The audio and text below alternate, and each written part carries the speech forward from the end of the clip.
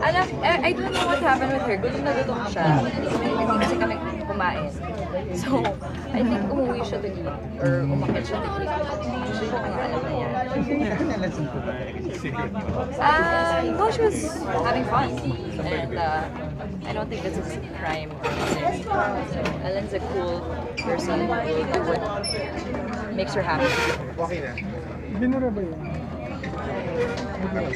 Talaga? Well, okay lang. Marami naman akong pinapabura na comments or whatever. Yun na yung issue. Ano ba yung issue? Ha? Yun lang beer. Anong feeling mo na, well, sabi mo kanina, you're trying to step up pagdating sa acting.